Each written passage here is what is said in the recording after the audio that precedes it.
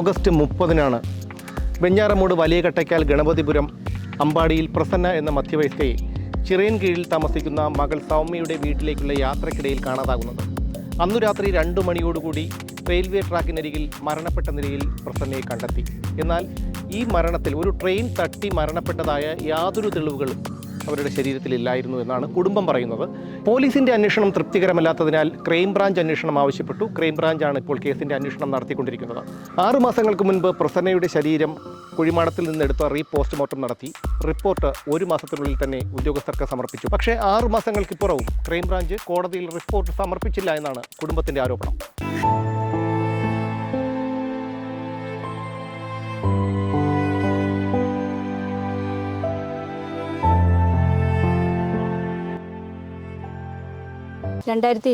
August 28-നാണ് എൻ്റെ ഹസ്ബൻഡിൻ്റെ അച്ഛൻ മരിക്കുന്നത്. അതൊരു ദുരൂഹ സാഹചര്യത്തിലുള്ള മരണമാണ്. കാരണം പുള്ളി ആശുപത്രി കൊണ്ടുപോയതൊന്നും മകനെ അറിയിച്ചിട്ടില്ല, അച്ഛൻ്റെ ബന്ധുക്കളെ ആരും അറിയിച്ചിട്ടില്ല. മരിച്ചു കൊണ്ടുവന്നതാണ് അറിയിപ്പ്. അപ്പോൾ അതിന് മുന്നേ വീട്ടിലുള്ള ചില പ്രശ്നങ്ങൾ കൊണ്ടിട്ട് ആ മരണത്തിലൊരു അസ്വാരസ്യത തോന്നിയിട്ടുണ്ട്. അപ്പോൾ അതിനാൽ എൻ്റെ അമ്മേനെ കൂട്ടുകിടക്കാൻ വിളിച്ചതാണ്. അപ്പോൾ അമ്മ അന്ന് ഓഗസ്റ്റ് 28-ാം തീയതി വന്നു പോയി. ഇവിടുത്തെ സാഹചര്യം, വീട്ടിലെ അമ്മയുടെ സാഹചര്യം കൊണ്ട് നിൽക്കാൻ പറ്റാത്തൊരവസ്ഥയായിരുന്നു. അപ്പം 30-ാം തീയതി അമ്മയെ മിസ്സാവുന്നത്. ഓഗസ്റ്റ് 30-ാം തീയതി അമ്മയെ മിസ്സാവുന്നു. ഓഗസ്റ്റ് 31-ാം തീയതി രാവിലെ 6:30 മണിക്ക് ചിറയൻകീഴ് പോലീസിൽ നിന്ന് വിളിച്ച് പറയുന്നുണ്ട് നിങ്ങളുടെ അമ്മ മരണപ്പെട്ടു എന്നുള്ളത്. അപ്പോൾ അത്ര മാത്രമേ അറിയാൻ മുന്നേ നമ്മൾ രാത്രി ഒരുപാട് അന്വേഷണം നമ്മളായിട്ട് നടത്തി. അതുപോലെ തന്നെ ചിറയൻകീഴ് പോലീസ് സ്റ്റേഷനിൽ അറിയിച്ചപ്പോൾ അവർ പറഞ്ഞ് ഞങ്ങൾക്കിപ്പോൾ തിരക്കാൻ പറ്റത്തില്ല. കാരണം അമ്മ വെഞ്ഞാറമൂട്ടിലാണെന്നുണ്ടെങ്കിൽ, അമ്മ ഇവിടെയാണ് താമസിക്കുന്നത്, ചെമ്മൻ അല്ല വന്നു പോയതാണ്. അപ്പോൾ പറഞ്ഞ് വെഞ്ഞാറമൂട്ടിലാണെന്നുണ്ടെങ്കിൽ അമ്മ അവിടെ നിന്ന് നിങ്ങൾ കേസ് കൊടുത്ത് അവിടെ നിന്ന് ഇൻഫർമേഷൻ വന്നാൽ മാത്രമേ ഞങ്ങൾക്ക് ഇവിടെ അന്വേഷിക്കാൻ പറ്റൂ. പിന്നെ അവിടെ നിന്നൊക്കെ ഇൻഫർമേഷൻ വന്നു കഴിഞ്ഞപ്പോഴത്തേക്കും 12:30 മണിയോളം ആയി. അപ്പോൾ ഇവിടെ എല്ലാവരും ഇവിടുത്തെ ചിറയൻകീഴ് വെഞ്ഞാറമൂട് പോലീസ് സ്റ്റേഷൻ നിൽക്കുകയാണ്.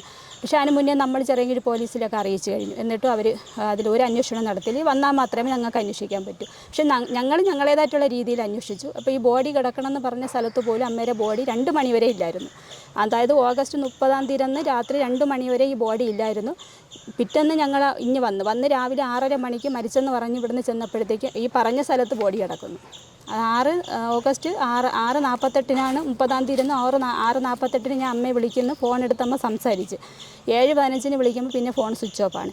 എന്തായാലും സന്ധ്യ സമയത്ത് ഒരു ട്രെയിൻ തട്ടുകയാണെങ്കിൽ ശാർക്കരയാണല്ലോ, നമ്മൾ പറയേണ്ട കാര്യമില്ല. എന്തായാലും റെയിൽവേ അറിയേണ്ടതാണ്. ഇപ്പോൾ റെയിൽവേ എന്തായാലും അത് അറിഞ്ഞിട്ടില്ല. അല്ല, ഈ അമ്മയുടെ ബോഡി കിടന്ന സ്ഥലത്ത് കൂടിയാണോ നിങ്ങളുടെ വീട്ടിലേക്ക് വരുന്നത്? അല്ല, ഞങ്ങൾ ചിറയൻകീഴ് ശാർക്കര പോകുന്ന ഗേറ്റാണ്. ആ ഗേറ്റ് കഴിഞ്ഞാണ് ഞങ്ങളുടെ വീട്ടിലോട്ട് വരേണ്ടത്. ഈ വഴി അമ്മയ്ക്കും അറിയില്ല. ഇത്രയും നാൾ താമസിച്ചിട്ട് ഞങ്ങൾക്ക് പോലും ആ വഴി അറിയില്ല. അപ്പോൾ അമ്മ അങ്ങോട്ട് വരേണ്ട യാതൊരു കാര്യവുമില്ല. അതേ മാത്രമല്ല അവിടെ ഇരുട്ടാണ്. അങ്ങനെയൊന്നും ഒരു സ്ത്രീക്കൊന്നും കയറി വരാൻ പറ്റിയ ഒരു വഴിയില്ല. അതായത് ബിവറേജിൻ്റെ ഓപ്പോസിറ്റാണ്. അപ്പം കൂടുതലും അവിടെ ജനത്തിരക്കുള്ള സ്ഥലമാണ്, മദ്യസേവ നടത്തുന്ന സ്ഥലമാണ്. അവിടെയൊന്നും അങ്ങനെ സന്ധ്യ, അതായത് 6:48 ആണെങ്കിലും മഴ ഉള്ളത് കൊണ്ട് ഒരു സന്ധ്യ ഉണ്ടായിരുന്നു. അപ്പം അമ്മ എന്തായാലും അങ്ങോട്ട് പോകാൻ വേണ്ട യാതൊരു കാര്യവുമില്ല. അതുപോലെ തന്നെ അമ്മ ഇറങ്ങുമ്പോൾ ഞാൻ വിളിക്കുമ്പോൾ അമ്മ പറയുന്നുണ്ട് ഞാൻ അവിടെ നിന്ന് ഓട്ടോ പിടിച്ച് വരാമെന്ന് പറയുന്നുണ്ട്. അപ്പോൾ ആ ഓട്ടോ പിടിച്ച് വരാമെന്ന് പറയുന്ന സമയത്തും പെട്ടെന്ന് ഫോൺ കട്ടാവുകയാണ് ചെയ്തത്. അത് ആരെങ്കിലും പിടിച്ച് വാങ്ങി കട്ട് ചെയ്തതാണോ അന്ന് നമുക്കത് ഡൗട്ട് തോന്നിയില്ല. അമ്മ എവിടെ എത്തി എന്ന് ചോദിച്ച് കാര്യം പറയണതിന് മുന്നേ തന്നെ അത് കട്ട് ചെയ്തതാണോ അതേ അമ്മ കട്ട് ചെയ്തതാണോ എന്നറിയില്ല. പിന്നെ അമ്മയുടെ ഫോൺ ഓണായിട്ടില്ല. വൈകുന്നേരം 4:30 വെഞ്ഞാറമൂട്ടിലുള്ള വീട്ടിൽ നിന്ന് ഇറങ്ങുമെന്നാണ് പ്രസന്ന മകൾ സൗമ്യയെ അറിയിച്ചിരുന്നത്. എന്നാൽ അതിന് വിരുദ്ധമായി 1 മണിക്കൂർ താമസിച്ചാണ് പ്രസന്ന ഇറങ്ങിയത്. എന്താണ് 1 മണിക്കൂർ താമസിച്ചതെന്ന് ഇപ്പോഴും ഇവർക്കറിയില്ല.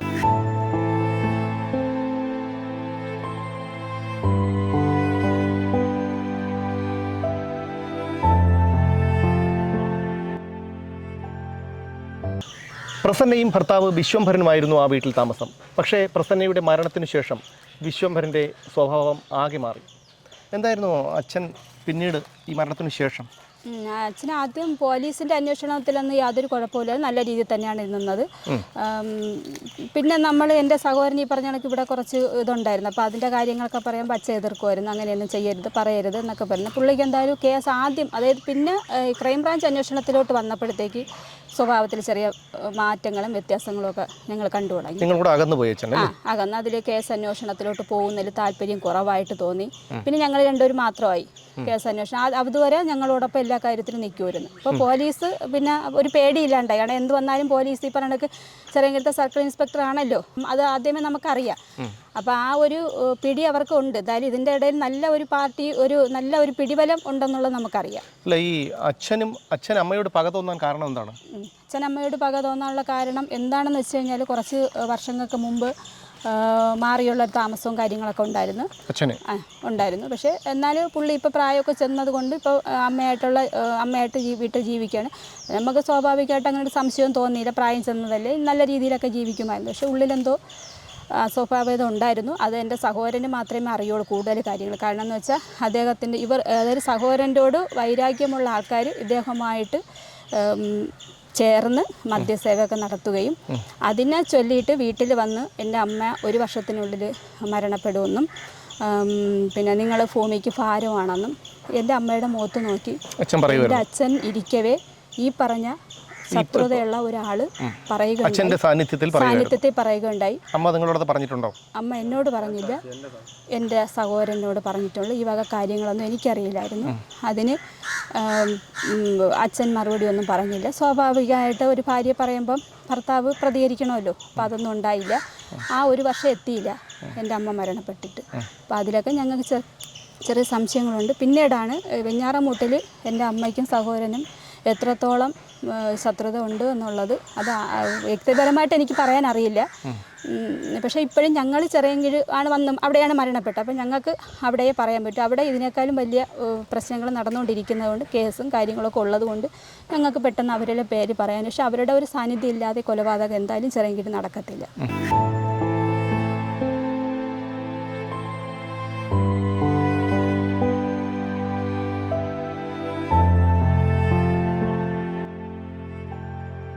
അമ്മയുടെ മരണം നടക്കുന്ന ദിവസം സന്തോഷ് എറണാകുളത്തായിരുന്നു. മരണവിവരം പറഞ്ഞ് താങ്കൾ അമ്മയെ കാണാതായ വിവരം പറഞ്ഞ് താങ്കൾ ഇങ്ങോട്ടേക്ക് വന്നു. പിന്നീട് അമ്മയുടെ ബോഡി പോസ്റ്റ്മോർട്ടം ചെയ്ത് എവിടെയായിരുന്നു? ബോഡി പോസ്റ്റ്മോർട്ടം ചെയ്ത് അവരാദ്യം ഡിമാൻഡ് ചെയ്ത് ഇവിടെ ചെറിയങ്കഴി ജനറൽ ആശുപത്രിയിൽ ചെയ്യണമെന്നാണ് വിചാരിച്ചത്. അപ്പോൾ ഞങ്ങൾ സമ്മതിച്ചില്ല. അത് അതിനെക്കുറിച്ച് അറിയില്ല. ഇത് നോർമൽ ഡെത്ത് അല്ല. നിങ്ങൾ എന്തുകൊണ്ടാണ് അനുവദിക്കുന്നത്? എല്ലാ താലൂക്ക് ആശുപത്രികളിലും ബോഡി പോസ്റ്റ്മോർട്ടം ചെയ്യാൻ ആ മരണത്തിന് ദുരൂഹമുണ്ടെന്ന് നമുക്ക് അറിയാം. കാരണം വെച്ചാൽ നമ്മൾ ഈ അമ്മ മിസ്സായ തലേദിവസം 30-ാം തീയതി മുതൽ 2 സ്റ്റേഷനിൽ ഞങ്ങൾ വിളിച്ച് പറഞ്ഞു. അരമണിക്കൂർ ഗ്യാപ്പിട്ട് ഞാനും സഹോദരിയും വിളിച്ചുകൊണ്ടിരിക്കണം അമ്മയെ കാണാം. അപ്പോൾ പറഞ്ഞ് നിങ്ങൾ വിഷമിക്കേണ്ട, എന്തെങ്കിലും ഒരു ഇൻഫർമേഷൻ കിട്ടി ഞങ്ങൾ അപ്പോഴും നിങ്ങൾ അറിയിക്കും, വിഷമിക്കേണ്ടപ്പോൾ ഞങ്ങൾ 4-5 വെളുപ്പാങ്കാരം 5 മണി വരെ വിളിക്കും. 6 മണി 6:30 ഇവർക്ക് ബോഡി കിട്ടിയിട്ട് ഇവർ ഞങ്ങളെ വിളിക്കാതെ ആ ബോഡി എടുത്ത് മാറ്റി ചെറിയങ്കിഴി ഹോസ്പിറ്റലിൽ കൊണ്ട് വച്ചിട്ട് ഞങ്ങളെ വിളിച്ചിട്ട് റെയിൽവേനെ കുറിച്ച് അറിയിച്ചിട്ടില്ല. അല്ല, അത് സ്വാഭാവികമായിട്ടും ഒരു ബോഡി ഇത്തരത്തിൽ കാണുമ്പോൾ അതിനെ ആശുപത്രിയിലേക്ക് മാറ്റേണ്ടത് പോലീസിൻ്റെ ഒരു ഡ്യൂട്ടിയാണല്ലോ. അതെ, ഇവിടെ പ്രശ്നം നടക്കുന്നുണ്ട്. സഹോദരി അവിടെ പ്രശ്നം നടക്കുന്നുണ്ട്. സഹോദരിയുടെ ഭർത്താവിൻ്റെ ആൾക്കാരുമായിട്ട് പ്രശ്നം നടക്കുന്നുണ്ട്. ചെറിയങ്കിഴി സർക്കിളുമായിട്ട് എൻ്റെ അളിയനും എൻ്റെ സഹോദരിയും ഡയറക്റ്റ് മീറ്റ് ചെയ്തിട്ട് പ്രശ്നമായ അവരൊരു ആ ചാനലിൽ ഇവർക്കെതിരെ ഈ സർക്കിളിൻ്റെ ഒരു പ്രസൻസിൽ ഇവരുടെ എൻ്റെ സഹോദരിയുടെ നാത്തൂൻ ഒരു 1/4 മണിക്കൂറുള്ള വീഡിയോ ഇറക്കിയായിരുന്നു. വളരെ മോശമായിട്ട്.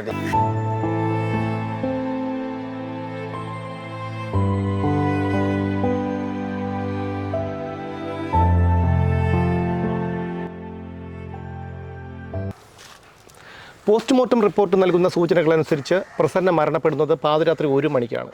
വൈകുന്നേരം 6:48 മകൾ സൗമ്യ വിളിക്കുമ്പോൾ പ്രസന്ന ഫോണിൽ സംസാരിച്ചിരുന്നു. അതിനുശേഷം ഫോൺ സ്വിച്ച് ഓഫാണ്.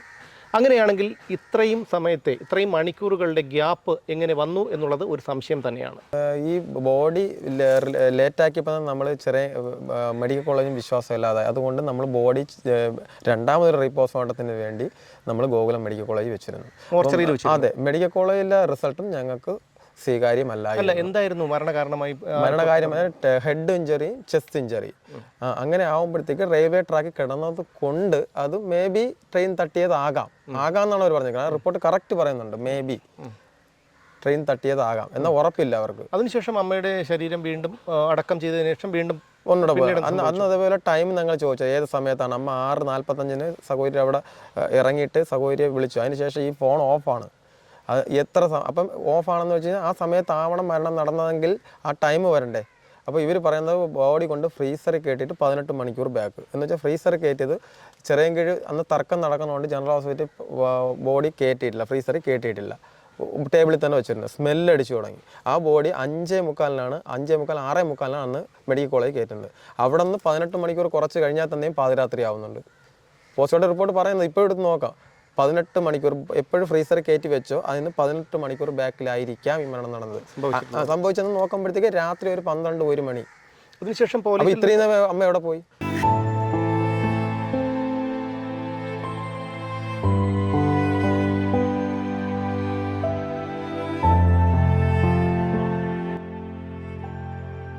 CCTV ദൃശ്യങ്ങളിൽ എന്താണ് ഉണ്ടായിരുന്നത്? അമ്മ ഇറങ്ങുന്നത് കാണുന്നുണ്ട്, ഇറങ്ങി ആ കടകത്ത് ഇറങ്ങുന്നത് കാണുന്നുണ്ട്. എന്നാൽ ഈ പറഞ്ഞ സ്ഥലത്തേക്ക് എത്തുന്നുമില്ല. രണ്ടിടത്തും ഞങ്ങളെ ഒരു ഫോഴ്സ് നിർബന്ധമുള്ള ഇവർ തന്നത്, ഇവരെടുക്കുന്നില്ല, ഇവരുടെ ജോലിയാണത്. ഞങ്ങൾ ഡിമാൻഡ് ചെയ്ത് നോർമൽ ഡെത്ത് ആണെങ്കിൽ കൂടി ഇത് നമ്മൾ ആവശ്യപ്പെടുമ്പോൾ അവർ ചെയ്യേണ്ടതല്ലേ.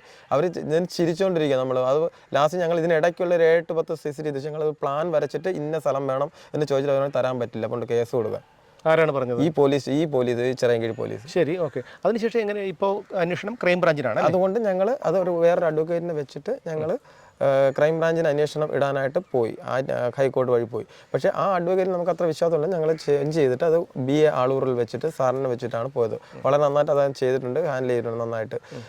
അന്ന് ഞങ്ങൾ വാദിച്ചത് CBI തന്നെ വേണമെന്നാണ്. കാരണം വെച്ചാൽ ക്രൈംബ്രാഞ്ച് ആണെങ്കിൽ തന്നെയും ഈ കേരള ഏജൻസിയുടെ കേരള ഗവൺമെൻറ്റിൻ്റെ കീഴിൽ വരുന്ന ഒരു ഏജൻസിയാണ്.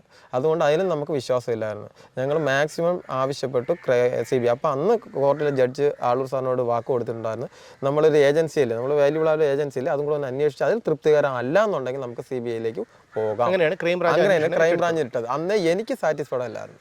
ഇപ്പോഴും അത് തന്നെയാണ് പറയുന്നത്. റീപോസ്റ്റ്മോർട്ടം ചെയ്തിട്ട് 6 മാസം കഴിഞ്ഞ് ഇവർക്ക് 5.5 മാസത്തിന് കൂടുതലായി റിപ്പോർട്ട് ചെയ്ത് ഇവർ വെറുതെ കളിച്ചുകൊണ്ടിരിക്കുക, വെറുതെ കുട്ടികളി പോലെ കളിച്ചുകൊണ്ടിരിക്കുകയാണ് ഈ ക്രൈംബ്രാഞ്ച്. അവർ ഒരാളെ പോലും വിളിച്ച് ക്വസ്റ്റ്യൻ ചെയ്തിട്ടില്ല, ഒന്നും ചെയ്തിട്ടില്ല. നിങ്ങളുടെ മൊഴി എടുത്തു? ഞങ്ങളെ മൊഴി ഞങ്ങൾ ചെന്ന് അവിടെ മെയിൻ ഓഫീസിൽ മേനക്കെട്ട് ഞങ്ങൾ ചെയ്യുന്നത്. ഒരു മാസം 5 പ്രാവശ്യം ഞങ്ങൾ ഓഫീസിൽ അവർ ചെല്ലും. അങ്ങനെ അവർ ഗത്യന്തരമില്ലാതായിരിക്കും ഞങ്ങളെ മൊഴി എടുത്തിട്ടുള്ളത്, ഓരോ കാര്യങ്ങൾ ചോദിക്കുന്നത്. അതേപോലെ തന്നെ അവർ ഈ ബോഡി എടുക്കാനാണ് ആദ്യം ഇൻട്രസ്റ്റ് കാണിക്കുന്നത്, വേറെ ഒന്നിനും ഇൻട്രസ്റ്റ് കാണിച്ചില്ല. നമ്മൾ എന്ന് പഴയത് ബോഡി ഗോകുലം മെഡിക്കൽ കോളേജിൽ വച്ചിരുന്നു, എത്രയും വേഗം ഈ ബോഡി എടുത്തുനിന്ന് ക്ലിയറൻസ് ചെയ്യുക എന്നുള്ളൊരു ചിന്ത മാത്രമേ ഈ ക്രൈംബ്രാഞ്ചിനുള്ളൂ. വേറെ ഒരു അന്വേഷണം അവർ നടത്തിയിട്ടില്ല, റിപ്പോർട്ടും സമർപ്പിച്ചിട്ടില്ല. ഇങ്ങനെയൊക്കെ ഞങ്ങൾ ഇന്നലെ കഴിഞ്ഞ ദിവസം വിളിച്ചിട്ടുണ്ടായിരുന്നു. അപ്പോൾ ഇനിയും 2 മാസം എടുക്കുമെന്ന്. നിങ്ങളുടെ അമ്മ ഒരു സാധാരണ വീട്ടമ്മയായിരുന്നു. അതെ. അതുപോലൊരു വീട്ടമ്മയെ കൊലപ്പെടുത്തണമെങ്കിൽ അതിൻ്റെ പിന്നിലുള്ള ആൾക്കാർ പ്രബലരായിരിക്കണം. അത് മാത്രമല്ല, നിങ്ങളുടെ ഒരു ആരോപണം അനുസരിച്ച് അന്വേഷണ ഏജൻസികളെ പോലും സ്വാധീനിക്കാൻ തക്ക വിധത്തിലുള്ള ശക്തിയുള്ള ആൾക്കാരാണ് മറുഭാഗത്തുള്ളത്. അങ്ങനെയാണെങ്കിൽ നിങ്ങളുടെ അമ്മയ്ക്ക് അത്രയ്ക്കും പ്രബലനായ ശത്രു ആരായിരിക്കാം? ശക്തമായ ശത്രു വീട്ടിൽ നിന്ന് അച്ഛനുമായിട്ട് നല്ല പ്രശ്നം ഉണ്ടായിരുന്നു. ഇത് നമുക്ക് കൃത്യമായിട്ട് കൂടുതൽ അറിയില്ലായിരുന്നു. ഈ മരണത്തിന് ശേഷം ഇപ്പോഴാണ് അറിയുന്നത്. കാരണം നിരന്തരം വീട്ടിൽ വഴക്കായിരുന്നു. അത് വീട്ടിൽ അവിടെ കാണിച്ച് 2 വീടുണ്ട്. കുടുംബ വീട്ടിൻ്റെ അടുത്ത് വെച്ചിട്ടാണ് ഇദ്ദേഹം താമസിക്കുന്നത്. അവിടെയാണ് ഇദ്ദേഹം താമസിക്കുന്നത്. അവിടെ പശുവും കാര്യങ്ങളൊക്കെ ഉണ്ട്. അവിടുത്തെ ആൾക്കാർക്ക് ഡെയിലി ഇവരെ അടിക്കാനായിട്ട് ഇദ്ദേഹം ഓട്ടിക്കുമായിരുന്നു. ഇത് ഞങ്ങൾ അറിയുന്നില്ല. കാരണം വെച്ചാൽ ഇദ്ദേഹത്തിന് മുന്നേ ഒരു സ്ത്രീയുമായിട്ട് ബന്ധമുണ്ട്. ഈ സ്ത്രീയും കൊണ്ട് ആ നാട്ടുകാർ നോക്കി നിൽക്കെ വീട്ടിൽ വന്നു അവിടെ താമസിക്കണം എന്ന് പറഞ്ഞു. ഇത് അമ്മ എതിർത്തു. ഡെയിലി നീ ചത്താലേ എനിക്ക് നേരെ ജീവിക്കാൻ പറ്റുള്ളൂ എന്നുള്ള രീതിയിൽ ഇയാൾ സംസാരിക്കുമായിരുന്നു. അതുമാത്രമല്ല, ഇവിടെ ഞങ്ങൾക്ക് അല്ലാതെ ശത്രുക്കളുണ്ടായിരുന്നു, കുറേ ശത്രുക്കളുണ്ട്. ഈ ശത്രുക്കളെ ഇദ്ദേഹം ആ വീട്ടിൽ രാത്രി അവിടെ ആളില്ലാത്തതുകൊണ്ട് പിടിച്ച് മദ്യപാനം ഷെയർ ചെയ്ത് മദ്യം മേടിച്ച് മദ്യപാനമാണ് ജോലി.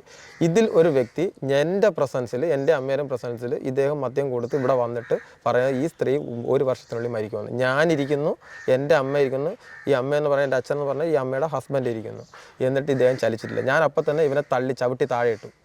അമ്മ പറഞ്ഞ് വേണ്ടാന്ന് പറഞ്ഞു. ചവിട്ടി താഴെ ഇവൻ വെളി വീണു. വീട്ടിൽ കഴിഞ്ഞിട്ട് ഓടി. എന്നിട്ട് ഇദ്ദേഹം അവനെ സപ്പോർട്ട് ചെയ്തുകൊണ്ട് നിൽക്കുകയാണ്. ഇപ്പോൾ അച്ഛൻ എവിടെയാണ്? ഇപ്പം അച്ഛൻ ഈ പഴയ വീട്ടിൽ തന്നെ ഉണ്ട്. ഞങ്ങളുമായിട്ട് യാതൊരു ബന്ധമില്ലെങ്കിൽ അവിടെ തന്നെ ഉണ്ട്. അപ്പോൾ ഇതിൻ്റെ അതിന് ശേഷം നടന്ന സംഭവങ്ങളിൽ നമ്മൾ ഈ എതിരെന്ന് പറയുന്നത്, ഇവിടെ ശത്രു എന്ന് പറയുന്ന ഈ നാട്ടിൽ അവരുടെയാണ് ഇദ്ദേഹം കൂട്ട്, കമ്പനി, ഫോൺ വിളി എല്ലാം ഉണ്ട്. അപ്പോൾ എങ്ങനെയാണെന്നുള്ള വൈഫിനെ കൊന്ന് എന്ന് നമ്മൾ ആരോപിക്കുന്ന വ്യക്തികളോട് ഈ വ്യക്തി ഇങ്ങനെ കമ്പനി അടിക്കാൻ നമ്മൾ എന്താണ് അതിൽ നിന്ന് അനുമാനിക്കേണ്ടത്? സാധാരണ ഒരു ആണെന്ന് പറഞ്ഞൊരു വ്യക്തിയാണെങ്കിൽ ബ്ലഡ് തിളയ്ക്കും. എൻ്റെ ഭാര്യയെ കൊന്നവനാണ് അവൻ, ഇങ്ങനെ ആരോപിക്കണം എന്ന് പറയുമ്പോൾ ബ്ലഡ് തിളയ്ക്കും. ഒന്നും വേണ്ട, ബ്ലഡ് തിളയ്ക്കേണ്ട, അവരെ അടിക്കാനും വേണ്ട, കൊല്ലാനും വേണ്ട, അവരെ കൂട്ടത്തിൽ ഇങ്ങനെ സഹകരിക്കാരെങ്കിലും ഇന്നൂരെ അങ്ങനെയുള്ളൊരു വ്യക്തിയല്ല. ഇയാൾക്ക് കേസും കാര്യങ്ങളൊക്കെ ഉള്ള വ്യക്തിയാണ്. പണ്ട് ഒരുപാട് പ്രാവശ്യം ജയിലിൽ കിടന്നിട്ടുള്ള വ്യക്തിയാണ് എൻ്റെ അച്ഛൻ.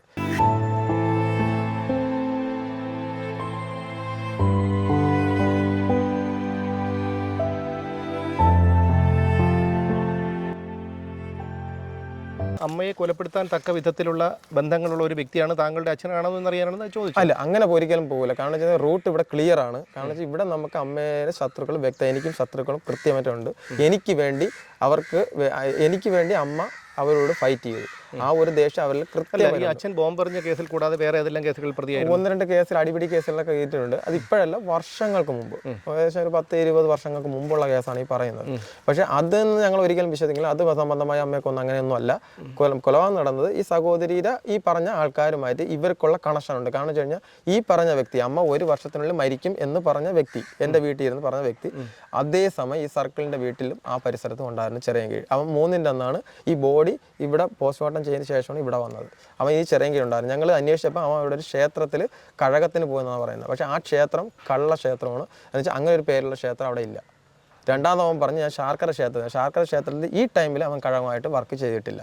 അപ്പോൾ ഈ 2 മാസം അവൻ ഈ ചിറയൻകീഴ് എന്ത് ചെയ്യുമായിരുന്നു, എന്തായിരുന്നു? ഇത് കൃത്യ ദുരൂഹത ഞങ്ങൾ ക്രൈംബ്രാഞ്ചിനെ പറഞ്ഞിട്ട് അവർ ഒരു അന്വേഷണം നടത്തുന്നില്ല. ഇതേ വ്യക്തിയുടെ വീട് തൊട്ടടുത്താണ്, ഈ കുഴിമാട ഇരിക്കേണ്ട തൊട്ടടുത്താണ്, 50 മീറ്ററേ ദൂരമുള്ളൂ. ഈ ഞങ്ങളിപ്പോൾ നിൽക്കുന്ന 50 മീറ്റർ ദൂരമുള്ള വ്യക്തിയാണ് ഈ അമ്മ മരിച്ചപ്പോഴത്തെ അവിടെ ഈ കള്ളം പറഞ്ഞ് 2 മാസം ചെലവഴിച്ചത്. ഇതേ വ്യക്തിയാണ് പറഞ്ഞത് 1 വർഷത്തിനുള്ളിൽ ഇവള് മരിക്കും, നീ മരിക്കാനുള്ള. ജോത്സ്യനാണോ? ജോത്സ്യനല്ല, ജോത്സ്യൻ്റെ അസിസ്റ്റൻ്റ് ആണ്.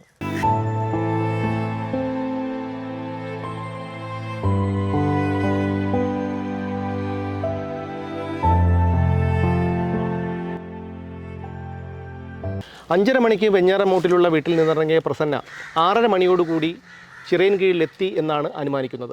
അതിനുശേഷം കാണാതായതോടുകൂടി സൗമ്യ പ്രസന്നയെ ഫോണിൽ വിളിക്കുന്നു. ഉടൻ തന്നെ വരുമെന്ന് പറയുന്നു. പിന്നീട് വിളിക്കുമ്പോൾ ഫോൺ സ്വിച്ച് ഓഫ് ആണ്. അതിനുശേഷം പ്രസന്നയുടെ മകനും കൂട്ടുകാരും ചേർന്ന് ഇവർ നടന്നു പോകാൻ സാധ്യതയുള്ള ഇടങ്ങളിലെല്ലാം തിരച്ചിൽ നടത്തിയെങ്കിലും പ്രസന്നയെ കണ്ടെത്താനായില്ല. അല്ലേ? കാണാതായി. നിങ്ങൾ പിന്നെ ഫോൺ ചെയ്തപ്പോൾ സ്വിച്ച് ഓഫ് ആയിരുന്നു അല്ലേ? സ്വിച്ച് ഓഫ് ആയിരുന്നിട്ട് മകനും കൂട്ടുകാരും ഒരു ആണ്ടുവലിക്ക് പോയിരിക്കുമായിരുന്നു. അപ്പം അന്ന് അവനും എൻ്റെ ഫ്രണ്ട്സുകളെ വിളിച്ച് അമ്മാമയെ കാണാനില്ലെന്ന് പറഞ്ഞിട്ട് അവിടെ ഹോസ്പിറ്റല്, അതായത് റെയിൽവേ സ്റ്റേഷൻ, ഈ നടന്നു പോകുന്ന സ്ഥലങ്ങൾ, ഈ ബിവറേജിൻ്റെ ഓപ്പോസിറ്റ് കംപ്ലീറ്റ് ഏകദേശം പരിസരങ്ങളെല്ലാം, ബസ് സ്റ്റാൻഡ് കംപ്ലീറ്റ് നോക്കിയിട്ട് അങ്ങനെ ഒരാളെ അവിടെ ഇല്ല.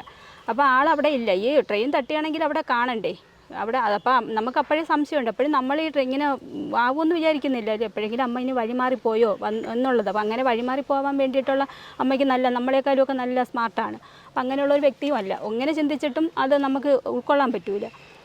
പക്ഷേ അത് 2 മണി വരെ നമ്മൾ അന്വേഷിച്ചിട്ട് അവിടെ നിന്ന് ഈ ബോഡി ഒന്നും കണ്ടു. അത് മാത്രമല്ല, പോസ്റ്റ്മോർട്ടം റിപ്പോർട്ടിൽ പിന്നെ ഫുഡ് ദഹിച്ചിട്ടില്ല. അത് 4 മണിക്കൂർ കഴിഞ്ഞിട്ടില്ല. അപ്പം അമ്മ ഇവിടുന്ന് 5:30 മണിക്കാണ് ഇറങ്ങിയത്. അങ്ങനെയാണെങ്കിൽ 8 മണിക്കുള്ളിൽ മരണപ്പെടാനാണ് ചാൻസ് എന്നാണ് അതിൽ മനസ്സിലാക്കണം. വെജിറ്റേറിയൻ അമ്മ കഴിക്കുന്നത്, വെജിറ്റേറിയൻ ഫുഡ് അതേപോലെ ഉണ്ടെന്ന് പോസ്റ്റ്മോർട്ടത്തിൽ എഴുതിയിട്ടുണ്ട്. പക്ഷേ ടൈം എഴുതിയിട്ടില്ല അവർ. അപ്പോൾ അവിടെ നിന്നൊക്കെയാണ് നമുക്ക് സംശയങ്ങൾ. അവർ പറയുന്നില്ല. അവരോട് ചോദിച്ചിട്ട്, അതുപോലെ തന്നെ എൻ്റെ സഹോദരൻ ഈ ബോഡി ഇവിടെ ഗോകുലത്തിൽ ഇരിക്കവേ തന്നെയാണ് CCTV ക്യാമറ എടുക്കാൻ വേണ്ടിയിട്ട് അവർ പോലീസ് സ്റ്റേഷനിൽ കയറിയത്. അവർ പോലീസ് ചെന്നാലേ അവർ കൊടുക്കത്തുള്ളൂ. നമ്മൾ ചെന്നാൽ തരത്തില്ല. പക്ഷേ പോലീസ് അവരിരുന്ന് ചിരിച്ച് കളിച്ച് രസിച്ചാണ്. അമ്മ ഇവിടുന്ന് പാലൊക്കെ കൊണ്ടുവന്ന കുട്ടികൾക്ക് ഈ പാലൊക്കെ എടുത്തിട്ട് എൻ്റെ സഹോദരൻ്റെ അടുത്ത് കൊടുത്തിട്ട് അവർ കളിയാക്കി ചിരിക്കുകയാണ്. അപ്പോൾ അതൊക്കെ നമ്മൾ എന്താണ് ചിന്തിക്കേണ്ടത്? അപ്പോൾ അന്ന് ഈ ചിറയൻകീഴത്ത് നാത്തൂന് ശ്രീജ, അത് നമ്മൾ പേരെടുത്ത് തന്നെ പറയണം. കാരണം എന്ന് വെച്ചാൽ അതുപോലെ തന്നെ ഇതിൽ ഇൻവെസ്റ്റിഗേഷൻ ക്രൈംബ്രാഞ്ചിന് കൊടുക്കുമ്പോൾ അതിൽ എഴുതിയിട്ടുണ്ട്, കള്ള റിപ്പോർട്ടാണ് എഴുതി വെച്ചിരിക്കുന്നത്. അതായത് എൻ്റെ ഭർത്താവിൻ്റെ അച്ഛൻ മരിച്ചിട്ട് 3-ന്റെ അന്നാണ് എൻ്റെ അമ്മ കാണാതാവുന്നത്. ആ 3-ന്റെ അന്ന് ഒരു നമ്മുടെ ഹിന്ദുമത ആചാരപ്രകാരം നമുക്ക് ക്ഷേത്രത്തിൽ പോകാൻ പാടില്ല. അതേസമയം ക്രൈംബ്രാഞ്ചിലിടുന്ന സമയത്ത് കോടതിയിൽ ഇവർ കൊടുത്തിരിക്കുന്ന റിപ്പോർട്ട് ഷിബു, അതായത് ശ്രീജയുടെ മരുമകൻ സോമജി ഹോസ്പിറ്റലിൽ അവിടെ അഡ്മിറ്റായിരുന്നു. അവർക്ക് കൂട്ടിരിക്കാൻ വേണ്ടിയിട്ട് ശ്രീജയുടെ മകൾ വിശാഖി പോയി. ഇത് രണ്ടും കള്ളമാണ്. കാരണം 9 മണിക്ക് ഞങ്ങളുടെ ഫ്രണ്ടിൽ കൂടെയാണ് ഈ ഷിബു മഴയത്ത് നനഞ്ഞു പോകുന്നത്. അതുപോലെ തന്നെ ശ്രീജയുടെ മകൻ വിഷ്ണു, അവൻ്റെ അപ്പൂപ്പൻ്റെ മരണാനന്തര ചടങ്ങുകൾക്ക് വേണ്ടിയിട്ട് ശാർക്കര അമ്പലത്തിൽ പ്രാർത്ഥനയ്ക്ക് പോയിട്ടുള്ളൂ. അപ്പം ഞങ്ങളുടെ ഹിന്ദുമത ആചാരപ്രകാരം അങ്ങനെ അമ്പലത്തിൽ പോകാൻ പാടില്ല. അറിയാമല്ലോ, പറഞ്ഞു തരേണ്ട കാര്യമില്ല. അപ്പം ഇതെല്ലാം കള്ള റിപ്പോർട്ടാണ്. ഈ വിശാഖി കൂട്ടിരിക്കാൻ പോയി ഭർത്താവിന് വേണ്ടിയിട്ട്. അങ്ങനെ ഒന്നും അവിടെ സംഭവിച്ചിട്ടില്ല. ഇതെല്ലാം ഞങ്ങളെ കണ്ണു മുന്നിൽ, ഞങ്ങളുടെ അടുത്ത അവരുടെ വീട്, ഞങ്ങളെല്ലാം ഇവരെല്ലാം ഞങ്ങൾ കാണുന്നതാണ്. അപ്പോൾ ഇവരെങ്ങനെ ഹോസ്പിറ്റലിൽ അഡ്മിറ്റ് ആവുന്നതും ഈ പ്രാർത്ഥനയ്ക്ക് പോകുന്നതും എല്ലാം കള്ള റിപ്പോർട്ടിൽ എഴുതി വെച്ചിരിക്കുന്നത്. അപ്പോൾ അതിനൊക്കെ ഞങ്ങൾക്ക് ഒരുപാട് സംശയങ്ങളുണ്ട്. പക്ഷേ ഈ പറഞ്ഞ മാതിരി ഈ വെഞ്ഞാറമൂട്ട് എന്നുള്ള ആൾക്കാർ അത് ആരാണെന്നൊന്നും എനിക്കറിയില്ല. ഇപ്പോഴും എനിക്ക് അതിൽ നല്ല ഒരു തെളിവ് വന്നിട്ടില്ല. അവരും ഇവരുമായിട്ടുള്ള കണക്ഷൻ എങ്ങനെയാണ്, ഇതെങ്ങനെ ഒരു നല്ലൊരു പ്ലാനിങ് ചെയ്താണ് ഈ മർഡർ നടത്തിയത്. അമ്മ തന്നെയാണ് അവരുടെ ലക്ഷ്യം, അമ്മ തന്നെയാണ് ലക്ഷ്യം. അത് മനസ്സിലായി. കാരണം എന്ന് വെച്ചാൽ ഞാനാണ് അറ്റാച്ച് ചെയ്തെങ്കിൽ എന്നിലോട്ടാണ് വരേണ്ടത്. പക്ഷേ ഇവരും കൂടി ചേർന്ന്, അതായത് നിങ്ങൾ ഈ അറ്റാച്ച് ചെയ്തു എന്ന് പറയുമ്പോൾ ഒരു 10 ലക്ഷം രൂപ 10.5 ലക്ഷം രൂപ അറ്റാച്ച് ചെയ്തു. 10.5 ലക്ഷം രൂപ നിങ്ങളുടെ ഭർത്താവിന്റെ അച്ഛന്റെ അക്കൗണ്ടിലുണ്ടായിരുന്ന 10.5 ലക്ഷം രൂപ നിങ്ങൾ അക്കൗണ്ട് അറ്റാച്ച് ചെയ്തിരിക്കുക, ഫ്രീസ് ചെയ്തിരിക്കുകയാണ് നിയമപരമായിട്ട് അല്ലേ? അപ്പോൾ അതിനുള്ള പക തീർത്തതാണെന്നാണ് നിങ്ങൾ വിശ്വസിക്കുന്നത്? അതിനുള്ള പക തീർത്ത്. കാരണം എൻ്റെ ഭർത്താവിൻ്റെ അച്ഛൻ എൻ്റെ വീട്ടിലാണ് നിന്നത്. അപ്പം എൻ്റെ വീട്ടിൽ നിന്ന് പുള്ളീനെ ഈ പൈസ ഒരുപാട്, അത് പറയുന്നെങ്കിൽ ഒരുപാടുണ്ട്, വലിയ എമൗണ്ടുകൾ പിൻവലിച്ചതുകൊണ്ട്, മകൾ പിൻവലിച്ചത് കൊണ്ട് ഈ ക്യാഷും കൂടെ നഷ്ടപ്പെട്ടു പോകണ്ടെന്നൊരു ഇതുണ്ടായിരുന്നു. കാരണം അവർ പൈസയായി വരുന്നതാണല്ലോ. പക്ഷേ എൻ്റെ വീട്ടിൽ നിന്ന് ഇവർ കേസ് ഫയൽ ചെയ്ത് കള്ളക്കേസ് കൊടുത്ത് ഈ മകൾ ശ്രീജ കൊണ്ടുപോവുകയാണ്. അച്ഛനെ കൊണ്ടുപോയിട്ട് ഇവർ പിറ്റേന്ന് തന്നെ ഈ പൈസ പിൻവലിക്കാനുള്ള ശ്രമം നടത്തി. അപ്പോൾ എൻ്റെ വീട്ടിൽ നിൽക്കുമ്പോഴത്തേക്ക് സാധാരണ ഇവർ പറയും ഞാൻ എടുത്തെന്നല്ലേ പറയുള്ളൂ. അതുകൊണ്ട് ഇത് അത് ഒരു കാരണം അറ്റാച്ച് ചെയ്യേണ്ടി വന്നു. പിന്നെ ഈ അച്ഛൻ്റെ അമ്മേരെയും പൈസ സേവ് ചെയ്യണം. കാരണം എന്ന് വെച്ചാൽ എല്ലാം മകൾ കൊണ്ടുപോയി. അപ്പോൾ എൻ്റെ ഹസ്ബൻഡ് തന്നെയാണ് വിളിച്ച് പറഞ്ഞത് അതങ്ങ് ഫ്രീസ് ചെയ്ത് തരാം. ചുരുക്കി പറഞ്ഞാൽ നിങ്ങളോടുള്ള പകയാണ് അമ്മയോട് തീർത്തത് എന്നാണ് വിശ്വസിക്കുന്നത് അല്ലേ? അതെ. എന്നെ വിവാഹം കഴിക്കുന്ന സമയം മുതലുള്ള പകയാണ്. 25 വർഷമായി വിവാഹം ചെയ്തിട്ട് അന്ന് മുതൽ പകയാണ്. ഞങ്ങൾ തമ്മിൽ ബദ്ധശത്രുക്കളായിട്ട് തന്നെയാണ്. അപ്പോഴും മറ്റൊരു ചോദ്യം ഉയരുന്നുണ്ട്. നിങ്ങൾ പറയുന്നു അമ്മയ്ക്കും സഹോദരനും വെഞ്ഞാറമൂട്ടിൽ തന്നെ ശത്രുക്കളുണ്ടെന്ന്. ഈ വെഞ്ഞാറമൂട്ടിലുള്ള ശത്രു ഈ പറയുന്ന 2 മാസത്തോളം അവിടെ ശർക്കര ക്ഷേത്രത്തിൽ ജോലി ചെയ്തെന്നും പറയപ്പെടുന്നു അല്ലേ? അത് പുള്ളി ഞങ്ങൾ ഇരിക്കവേ തന്നെ ഞങ്ങളുടെ അടുത്ത് വന്ന് പറയുകയാണ്. കാരണം അങ്ങനെയാണെങ്കിൽ എങ്ങനെയാണ് ഈ വെഞ്ഞാറമൂട്ടിലുള്ള ആൾക്കാരും നിങ്ങളുടെ അവിടുത്തെ റിലേറ്റീവ്സും തമ്മിലുള്ള ബന്ധം? അതാണ് ഞങ്ങൾക്ക് അറിയേണ്ടത്. എങ്ങനെ അതുകൊണ്ടാണ് ഈ ചിറയൻകീഴിലുള്ള ആൾക്കാരെ മാത്രം ഞങ്ങളന്ന് കേസ് കൊടുക്കേണ്ടി വന്നത്. പക്ഷെ അന്ന് എൻ്റെ സഹോദരൻ പറയുന്നുണ്ട് അത് മാത്രമല്ല ഇവിടെ ഒന്നും കൂടെ ആളില്ലാതെ അവിടെ കൊലപാതകം നടക്കത്തില്ല. പക്ഷേ ഇത്രത്തോളം വൈരാഗ്യം ഇവിടെ ഉണ്ടെന്നുള്ളത് എനിക്കറിയില്ല. ഞാനിപ്പോൾ ഇവിടെ 2 വർഷം താമസിച്ചപ്പോഴാണ് ഇതിൻ്റെ കുറേ കാര്യങ്ങൾ എനിക്ക് മനസ്സിലായത്.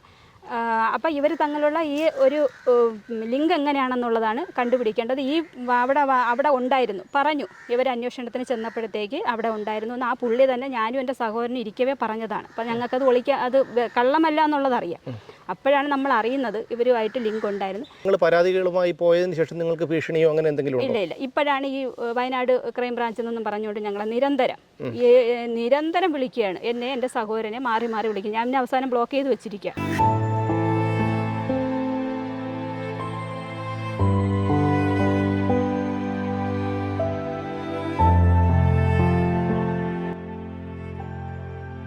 പ്രസന്നയുടെ മരണത്തിൽ ദുരൂഹതയുണ്ട് എന്നുള്ള കാര്യം വ്യക്തമാണ്.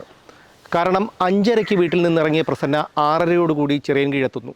അതിനുശേഷം 6:48 മകൾ സൗമ്യ വിളിക്കുമ്പോൾ ഞാൻ ഉടൻ തന്നെ വീട്ടിലേക്ക് എത്തുമെന്ന് പറയുന്നു. പിന്നീട് അവരുടെ ഫോൺ സ്വിച്ച് ഓഫ് ആവുന്നു. ട്രെയിൻ തട്ടി മരിച്ചു എന്ന് പോലീസിൻ്റെ വിശദീകരണം. പക്ഷേ പ്രസന്നയുടെ മൃതദേഹം കിടന്ന സ്ഥലത്തു കൂടി പ്രസന്നയ്ക്ക് പോകേണ്ട ആവശ്യമേ ഇല്ലായിരുന്നു.